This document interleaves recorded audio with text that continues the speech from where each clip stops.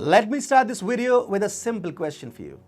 What are China's two sore spots where you would like to strike? Well, if you are thinking about Tibet and Taiwan, congratulations, you've hit the bullseye. And there's a country that is hitting China's these two weakest nerves simultaneously, India. China's sworn enemy is giving China nightmares for quite some time now. India is bringing Taiwan and Tibet closer, and now Indian government leaders are openly advocating for Tibet's independence. China, meanwhile, is shooting off heartbroken letters to the Indian government. Sad. And welcome. You're watching TFI Global, the foreign affairs and geopolitical analysis arm of the TFI media group. I'm your host Atul Mishra, and in this video I will tell you how Indian ministers sent China into a tizzy over Tibet. Let's begin. An event that happened in a Delhi hotel on December 22nd has unnerved Beijing in an epic way. China is frantically writing letters to the Indian government and is flexing its muscles by extending its claims over Indian territories. So what exactly transpired on December 22nd that has now made Xi Jinping extremely nervous and Chinese wolf warriors go berserk? Here's the answer. For the first time ever, Indian members of parliament, including Union Minister Rajiv Chandrasekhar, held a meeting with the Tibetan government in exile.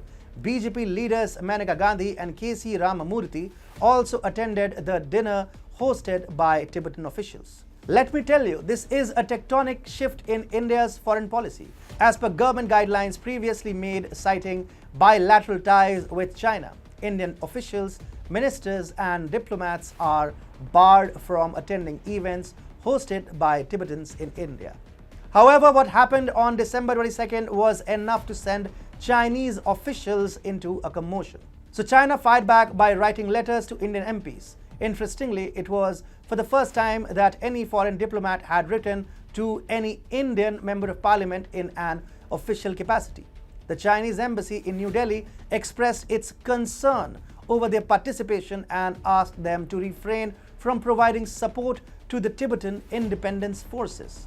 Chinese political counselor Zhao Yongsheng wrote to Indian MPs, "Tibetan government in exile is an out-and-out separatist political group and an illegal organization, completely in violation of China's constitution and laws." The letter further read, "China firmly opposes any anti-China separatist activities conducted by Tibetan independence forces in any capacity or name in any country and opposes any forms of contacts by officials of any country with them." However, the Chinese diplomat got an unexpected iron fist response from the Indian MPs in return.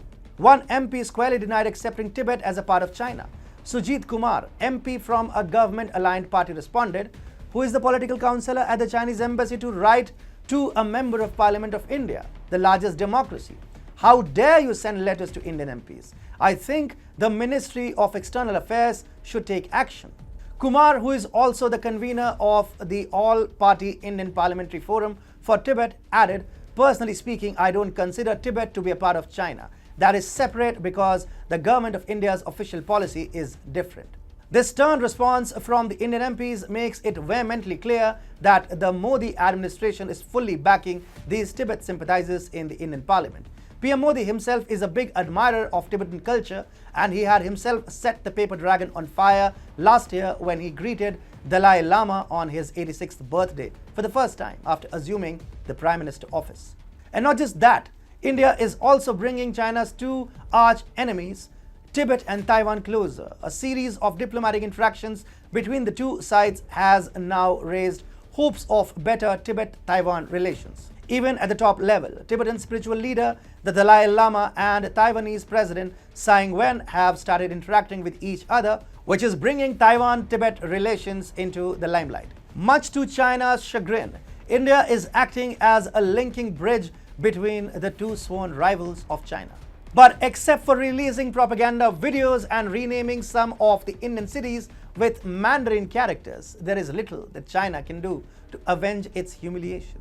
The Tibet card is India's answer to China's expansionist activities up in the Himalayas. India is nearly as populous as China.